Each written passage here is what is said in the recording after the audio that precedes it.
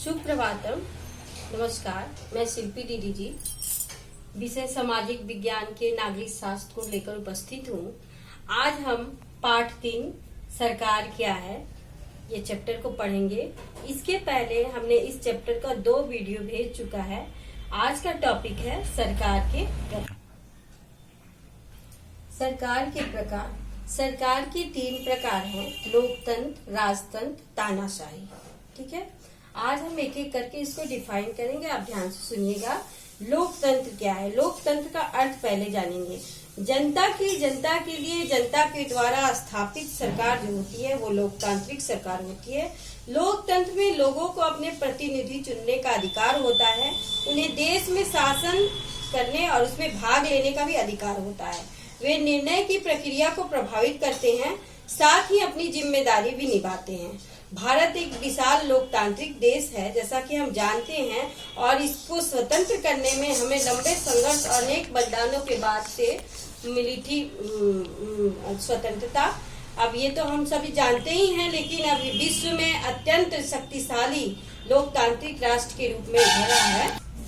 लोकतांत्रिक सरकार में का स्वरूप जो होता है वो 2 तरह का होता है। इसको एकात्मक या संघात्मक कह सकते हैं। एकात्मक शासन प्रणाली को सबसे पहले हम लोग समझेंगे। एकात्मक शासन व्यवस्था में संपूर्ण सत्ता और शक्ति एक केंद्र के हाथ में निहित होती है। यूनाइटेड किंगडम एकात्मक सरकार जिसको कहते हैं, इसका अच्छा उदाहरण है।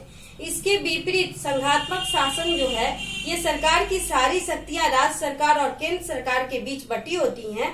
भारत में संयुक्त राज्य अमेरिका संघात्मक सरकारों में से ये प्रमुख उदाहरण है हमारे संघात्मक शासन।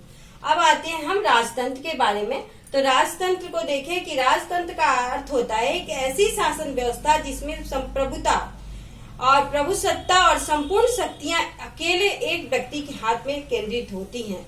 राजा या सम्राट जो होता है, राज्य से संबंधित सभी शक्तियों का स्वामी होता है। वह चाहे तो सलाह लेने के लिए मंत्रियों को नियुक्त कर सकता है। राजतंत्र में निर्णय लेने की प्रक्रिया में आम जनता की कोई भागीदारी नहीं होती है। कई राजाओं का तो एक यह भी विश्वास होता है कि ईश्वर ने ही सम्राट बनाकर उसको पृथ्वी पर भेजा है, इसलिए जनता उसे चुनौती नहीं दे सकती है। भारत में राजतंत्र एक लंबा इतिहास रहा है। हमारे यहाँ अशोक जो थे और अकबर, ये ऐसे महान सम्राट थे जिन्होंने समूचे देश को एकजुट कर दिया था।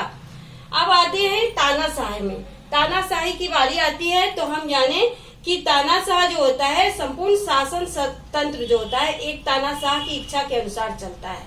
तानाशाही जो सैनिक जो थे, तानाशाही भी हो सकते थे, इनको बोल सकते हैं तानाशाही। लेकिन देखिए, व्यक्ति जो है वह व्यक्तिगत तानाशाही भी होता है इसमें, और सैनिक तानाशाही भी होता है। इस तरह की व्यवस्था जो होती है, सत्ता की बागडोर एक ही व्यक्ति के हाथ में होती है। और जाने कि जनता को देश की शासन व्यवस्था में भाग लेने का अधिकार नहीं होता है। इसमें सिर्फ जो तानाशाह होगा व्यक्ति, वही जो कहेगा वही करना होता है। तानाशाह की शक्तियों पर किसी तरह का अंकुश नहीं होता है।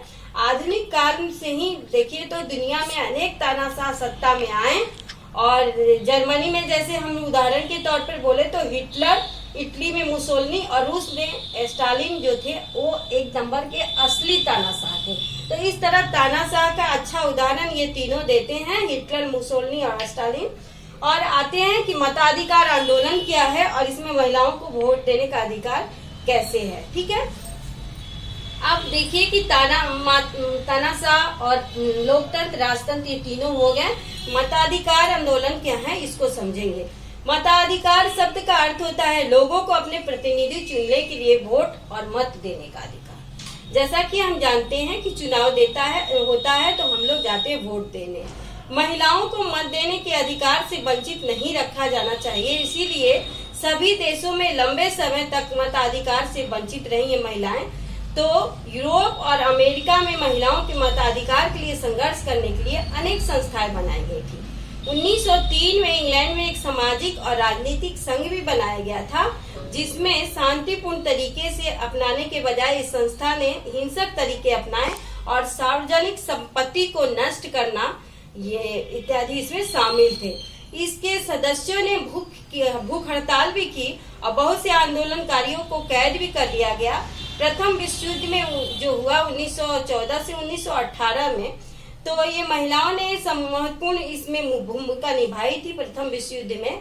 इसी से यह जो स्थिति थी उस समय महिलाओं की, उससे हम लोग सिद्ध हो जाता है कि महिलाएं भी पुरुषों जैसे अधिकार पाने के योग्य हैं।